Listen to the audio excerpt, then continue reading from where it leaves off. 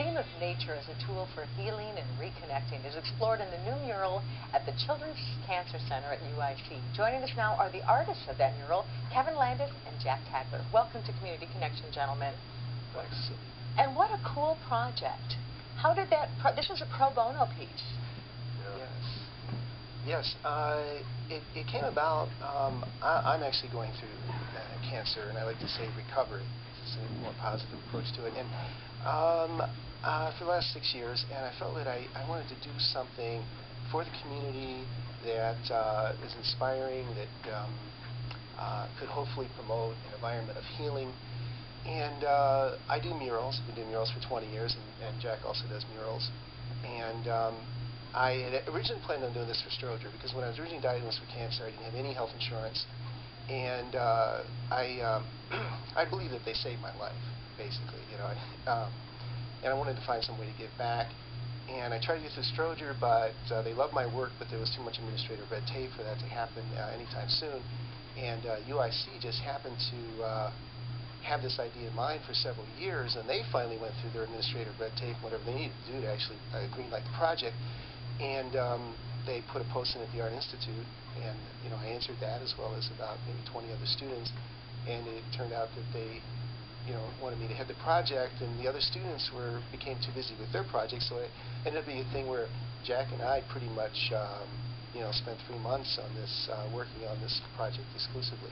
And how did you determine the themes? Because Jack, you did kind of a safari theme in your room, and you did an underwater adventure theme in your room. How did you come up with those themes? Well, Kevin, he made a sketch, a color sketch, and well, we knew we wanted to do natural forms, wildlife. Kids love animals and stuff, so we thought we're going to do all the walls in a full, complete surround. So we started with water. Kevin has a lot of underwater painting experience, so we started underwater, and then we moved it to where we go to a beach. And then the beach, we got to introduce, you know, like palm trees and stuff, which we then introduced more to make a jungle, and then they sort of dissipate into like savanna with Africa and then mountains, and so we were able to do all of the environments in the wildlife. Now, as a cancer survivor, why is it so important to have this art connection when you're going through treatment?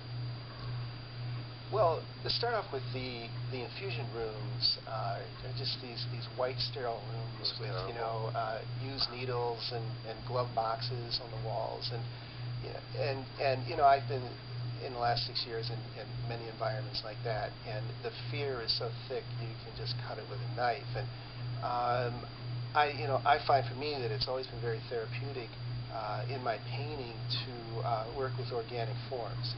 You know, I have, you know, there are just friends who call me a form junkie in a sense, in that I just love creating this illusion of form, you know, and I love organic form and color and the sense of organic processes, you know, growth and decay and then growth again, and I just feel like, you know, living in a city, we're cut off from that. And I grew up on a farm. I've lived in big cities for like the last 20 years, and you know, my lifestyle has, I think, in some ways maybe contributed to the cancer through, you know, just the hours that I work and sleep and the foods that I ate.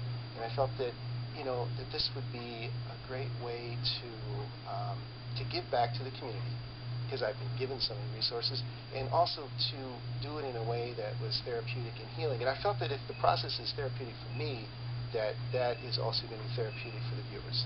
And they're sitting there pretty much all day getting these, basically being poisoned, you know, and I wanted to create something, something that, you know, a kind of topography of, you know, an around the world typography. Well, they're beautiful images. We saw some of the pictures, and also I have to encourage people to look at the YouTube video of the rooms, because it's kind of a visual walking tour. So thank you for doing wonderful things. Jack did the sound on that, Thank you both for being with us today.